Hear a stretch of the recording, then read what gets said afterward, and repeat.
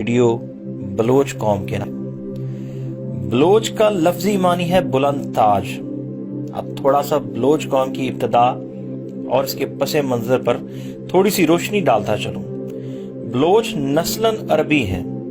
Bloch को मुख्तलिफ अदवार में मुख्तलिफ कौमों ने बाल, बलोस, बलोस, बाउस, बिलोस और बलोच लिखा और इस्तेमाल किया। अहले बाबल अपने कौम देवता को बाल यानी बाल अजीम कहा करते थे। यूनानियों ने इसे बेलोस लिखा। पुराने दौर में लफ्ज बलोच को बलोस और बिलोस लिखा जाता था। अरब इसे ब्रूज, बलूस और बलोच अदा करते थे और ईरानी इसे बलोच लिखते और बोलते थे। हमारे यहाँ लफ्ज बलोच फारसी से मशहूर हुआ। बलोच कौम की एक नज़म से बलोच अपनी नस्ल हजरत हमजा से मिलाते हैं। बलोचों की तारीख हकीकत में इनके पहले सरदार मीर जलाल खान से शुरू होती है।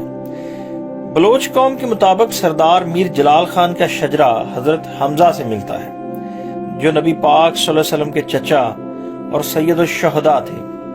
हजरत हमजा की कुनियत अबू अमारा, अबू याला और लकब सैयद शुहदा था। आपकी 3 शादियां हुई। तारीख में आपके 6 बच्चों का जिक्र मिलता है। आपका बेटा अमार बिन हमजा, जो कबीला खजरज के सरबराह कैसल नजार की बेटी खौला बिनते कैस से था। बलोच अपना शजरा नसब उससे साबित करते हैं। अमीर जलाल खान के 4 बेटे थे। उनसे कबाइल की तकसीम का काम शुरू हुआ। मसलन मीर रिंद खान से रिंद, मीर लाशार खान से लाशारी, मीर हूत खान से हूती और मीर कौरी खान से कोराई कौम और जतोमाई से जतोई बने। बलोच कौम का एक और दावा भी है कि इस नस्ल अमीर हमजा ने इमाम हुसैन की करबला में भी मदद की, पर इसकी तारीख भी एक नज़म के सिवा कुछ भी नहीं, इसलिए मैं इस पे कोई दावा नहीं कर सकता। बलोच की इस नज़म के मुताबिक इमाम हुसैन की शहादत के बाद वो बम्बोर या भम्बोर पहुंचे और वहां से सीस्तान और मकरान आए। नज़म का तर्जुमा कुछ यूं है कि हम अमीर हमजा की औलाद हैं, नुसरत यज़दी हमारे साथ है। हम हलब से उठकर आए हैं। यजीद लानती से लड़ने के बाद करबला और बम्बोर को पीछे छोड़ते हुए हमने सीस्तान के शहर में डेरे डाले हैं। बलोचों का दावा यह भी है कि हमने ना सिर्फ इमाम हुसैन का साथ दिया, बल्कि रसूल खुदा सरवरे कायनात हजरत मोहम्मद सल्लल्लाहु अलैहि वसल्लम साहिब लौला का साथ भी दिया। जब वो बेयारो मददगार थे तो बलोच कौम ने अपनी कौम से 5 बहादुर मुंतखब किए और उन्हें रसूलुल्लाह सल्लल्लाहु अलैहि वसल्लम की हिफाजत के लिए भेजा। इस बात का भी पता बलोची की इस नज़म से लगता है, जिसका तर्जमा कुछ इस तरह से है। 5 बहादुर रसूलुल्लाह सल्लल्लाहु अलैहि वसल्लम की खिदमत में खड़े थे। जब खुदा के दोस्त नमाज पढ़ते तो वो पहरा दिया करते थे। जब कफ्फार के साथ लड़ाई छिड़ी, कफ्फार का लश्कर बेशुमार था। तीर औलों की तरह बरसे और जमीन से धुआं उठने लगा, मगर वो साबित कदम रहे और उनका ईमान कायम रहा।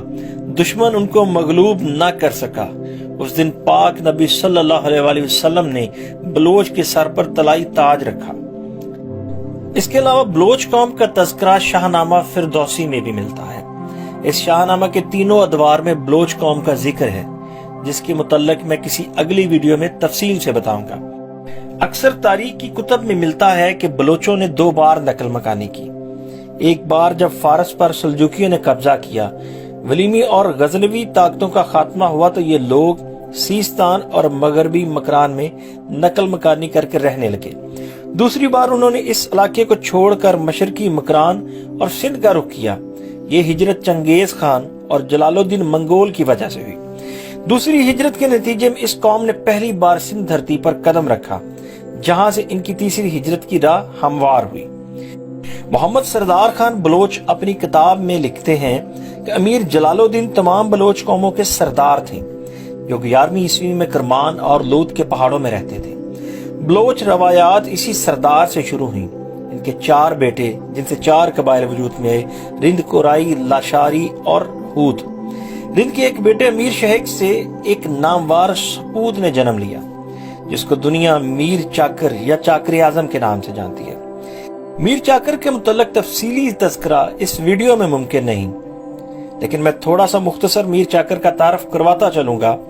میر چاکر کا دور بلوچ قوم کی تہذیب و تمدن، ثقافت اور عروج کا دور تھا۔